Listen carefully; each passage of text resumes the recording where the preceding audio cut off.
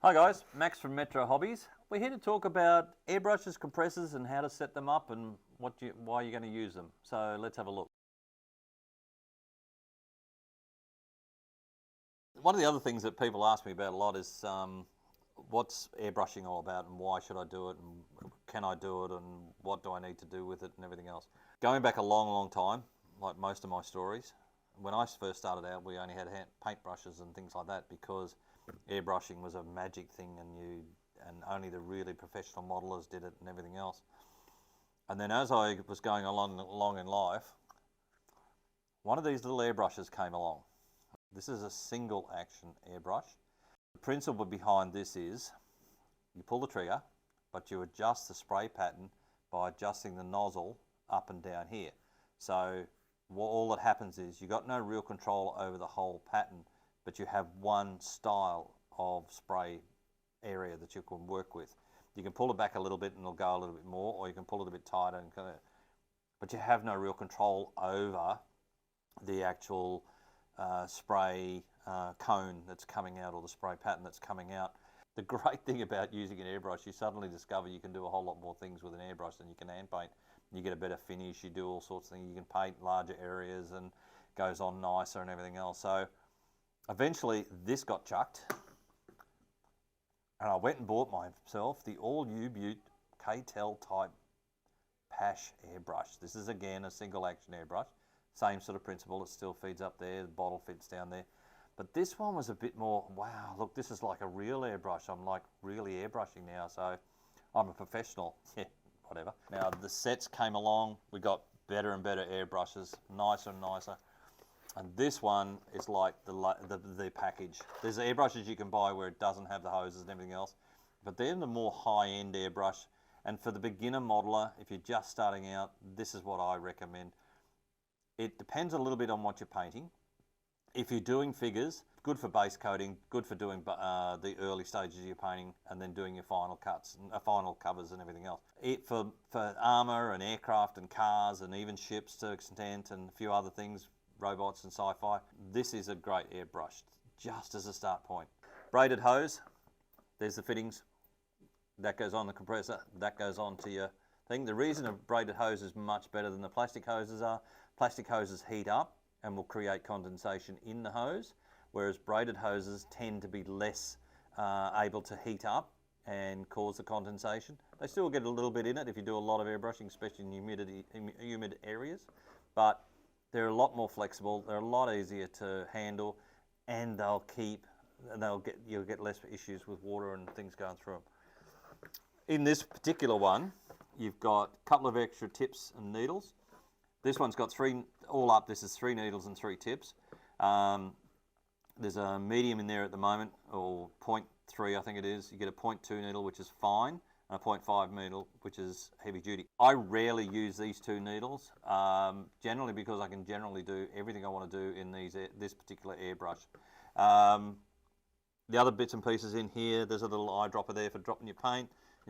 Not instructions, it's more a guide as to what it is and everything else. So it's just like, you're not getting it how-to, it's more what's in the box type of thing.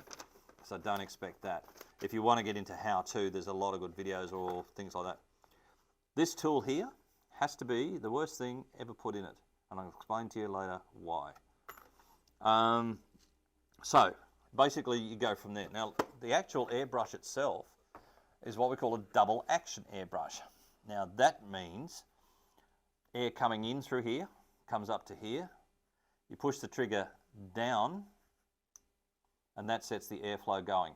You can then pull the trigger backwards and forwards, which opens and closes, or pulls the needle backwards and forwards, which opens and closes the aperture in here, which allows the paint to either be fully forward, you won't get any paint out, pull it slowly back and it'll increase the size of the spray pattern. Pull it all the way back and you're almost sort of this sort of effect.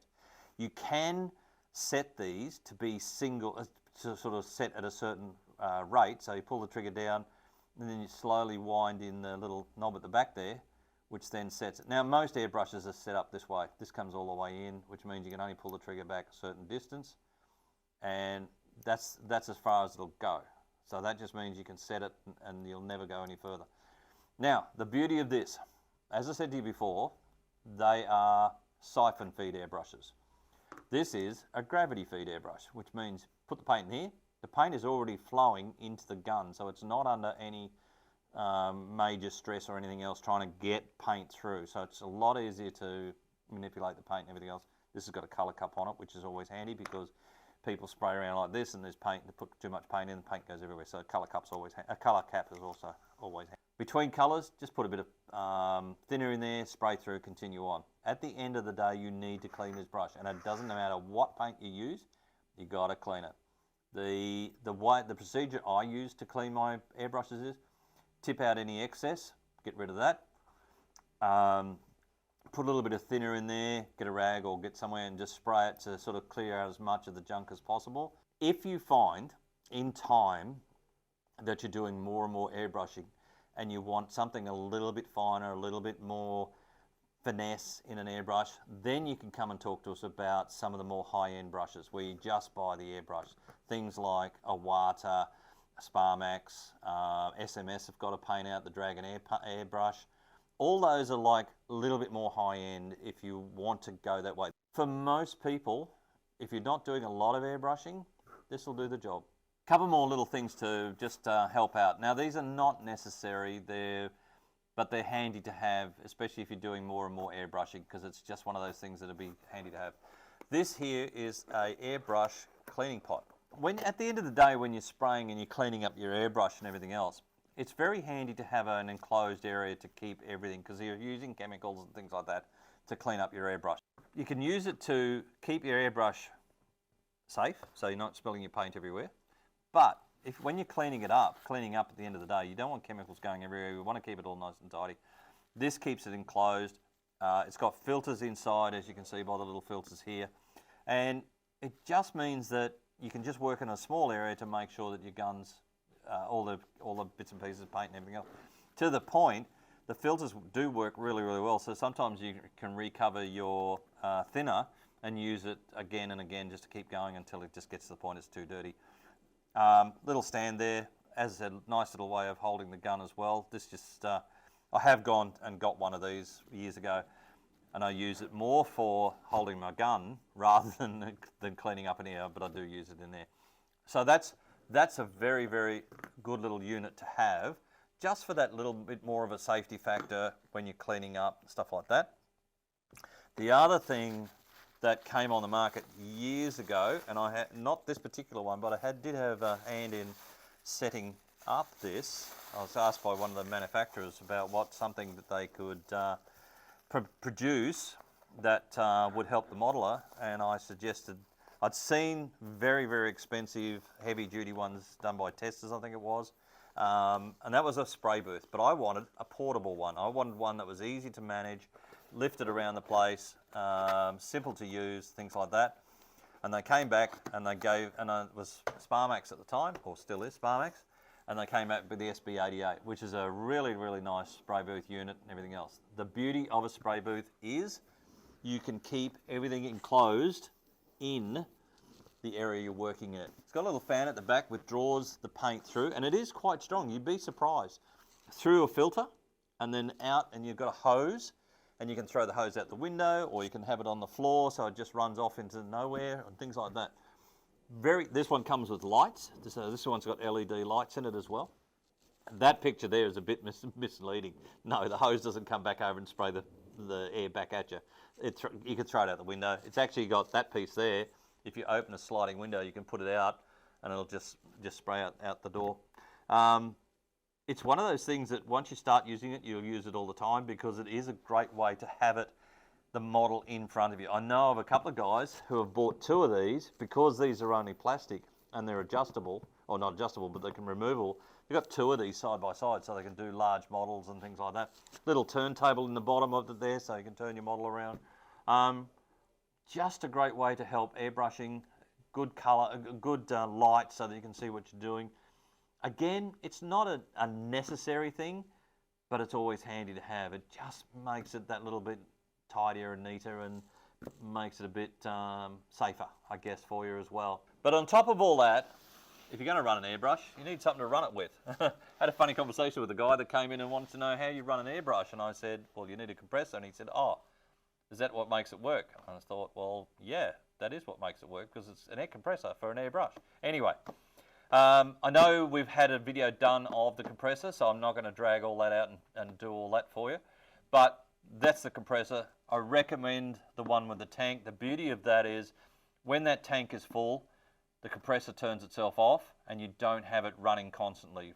The smaller compressors which don't have a tank generally run until they get hot and then they turn themselves off, and then you've got to wait till they cool down, and it's just too much drama. Also, the air coming out of the tank is a little bit more pure and it's a bit more constant.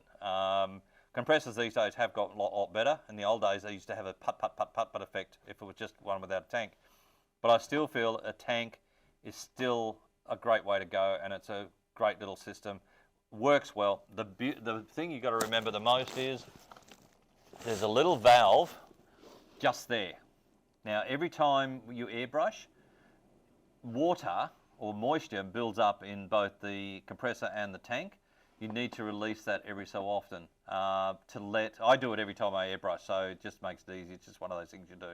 But what it is a relief valve, and it lets any moisture or any water that's built up in the tank out, because eventually, if you don't and you just let the water build up there, you'll rust out your cylinder, so that won't work. This one comes with the water trap, which is fine, and will do 90% of the removal of the water. Just keep an eye on it. If it seems to be building up a bit much, maybe it's too hot or it's too humid. Just be careful of that. You've got a pressure gauge on it, which you can adjust and go from there. Now, the beauty of this is we have a number of combinations of bundles. That's what I was trying to think of. So you can buy a compressor and an airbrush, or you can buy a compressor, airbrush, spray booth, and cleaning pot, or you can buy a compressor, airbrush, cleaning pot, or you can buy the next airbrush up from this in the same routine. So guys, I hope I haven't confused you completely. I hope you've got something out of all what we've been talking about. As I said, all the staff at the 3 stores are all quite conversant on these units and everything else, so please feel free to come in and have a chat. If you've got questions or queries, or you're just not sure, we'll always try and help you out. Other than that, guys, have a great day. Enjoy yourselves and come and have a look.